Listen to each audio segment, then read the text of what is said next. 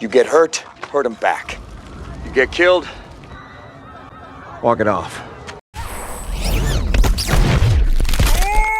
Oh, my back!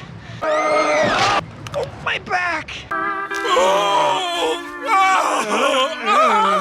Proverbial black cat is running around Madison Square Garden like a virus. Look at this guy coming in the garden like he's the one watering it. I'm not gonna lie, he swagged out. He and Spike Lee are essentially on the roster. They should have just subbed them in for minutes. I guess this is what it must be like to be on the outside looking in, seeing somebody go to bat, throw themselves on the sword for a team, mind, body, and soul, only for that team to implode. It's kind of nice, actually. Wait, no, it's not. This isn't nice at all. And if you continue with that, I'll leave.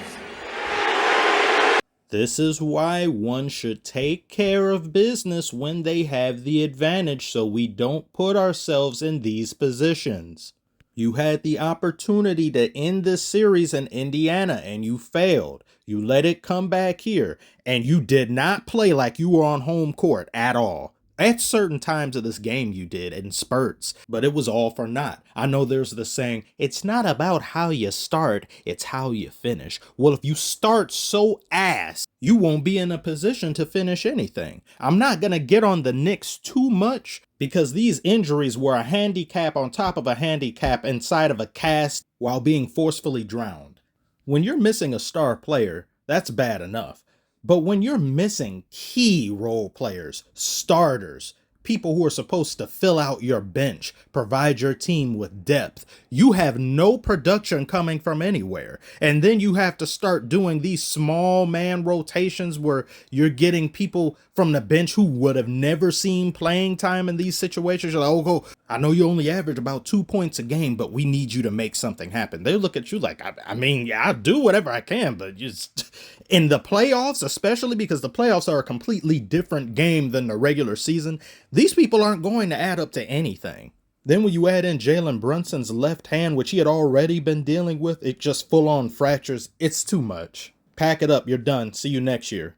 There were a lot of overzealous fans and some people that were living in La La world saying, we want Boston. Expectations that can't even be taken seriously with as many players as you are already missing. That's the equivalent to a couple saying, we want 4 kids. You live in a cardboard box. Breakfast, lunch, and dinner is oxygen, and you over here talking about kids? Completely unrealistic. I know fan is short for fanatics, but we have to have some level of realism, a foothold in reality.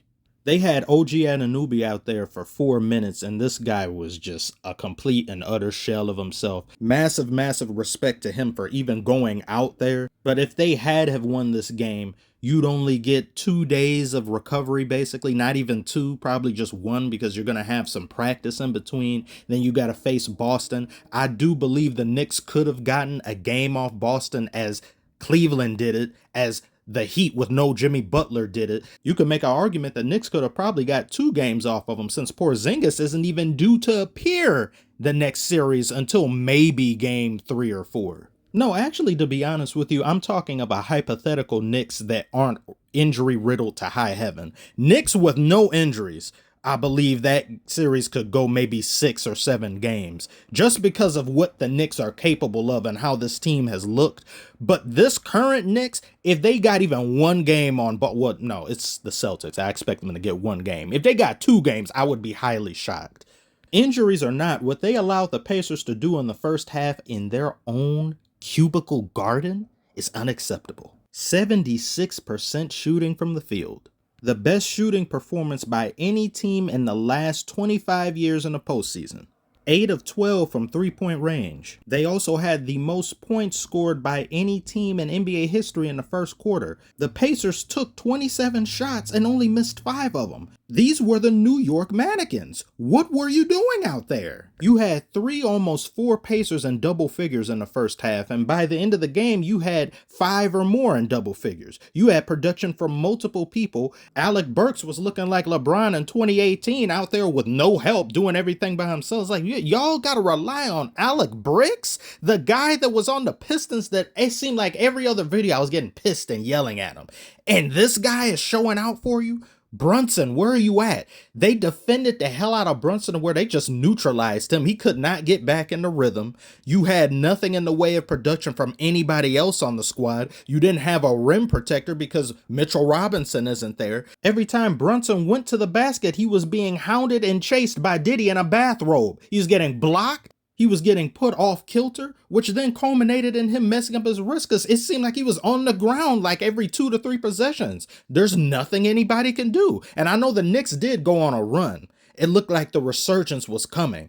The Pacers started having a bunch of dumb turnovers. It looked like the momentum was shifting. The New York Knicks fans were getting loud. And I give a lot of credit to Knicks fans because they were cheering for them even while the Knicks were losing and down by a lot. A lot of other teams, like their fans, they just kind of just go silent until it's maybe a 2-point lead. They're like, yay! But Knicks were like, come on, you can do it. You know, they really believe in the squad. It's good to see that. And you could even tell that by when this game ended, everybody gave them a standing ovation because they know this performance is due in large part to injuries.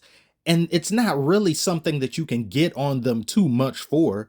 But there's certain things in here that should have been mitigated or they should have been handled better by this team as a whole. Where, okay, you can't really do anything about offense. Some of your most offensively talented people are missing. And then you've got your primary defender and OG not there. But what about defense? Defense should be something that is all about you wanting to go out there, expending every single drop of sweat that you have and keeping the ball out of certain people's hands, making sure that you can make something happen. And it just wasn't there. There was a lot of lackadaisical play at times. And when they cut the lead to 6, I was like, oh, you're making something happen. 2 horrible, egregious turnovers followed by sluggish play. It's like, how do you cut it to 6 and then go back down 20? What was the point? You put so much energy and effort into trying to get back into the game, and right when you're near the finish line, you just trip and fall. Now what, you got to expend even more energy to try to get rid of another near 20-point deficit. It's too much. Knicks couldn't deal with Siakam. They couldn't deal with Halle Berry getting these assists, getting the team orchestrated, facilitating. They couldn't deal with McConnell. Too many problems, too many issues, too many injuries. We'll see you next year.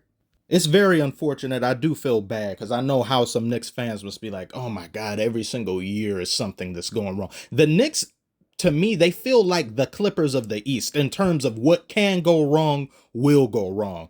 But at least they don't have a part-time player, part-time Acme Anvil for a franchise star, as the Clippers do with Kawhi. But the Pacers, I really like what this team has done. And of course, last year, we have to remember they weren't even in the postseason. So look at the run they've been able to go on. But I do have to take into consideration, you did all of this against a Bucks squad with no Giannis, and now a Knicks squad that's hobbled out there, barely able to stay together. And I just please hope you can make the series very interesting against the Celtics. At least one game, and I would be like, oh, okay, good. If you could get 2 of them, or even better. But that's about all I have to say about this. Everybody pray for Stephen A. Tell me, what did you guys think about this game, this series, and how many games do you think the Celtics and Pacers matchup will be? Comment below, let me know. Like and subscribe if you are new. Thank you so much for watching, and let's get ready to rumble!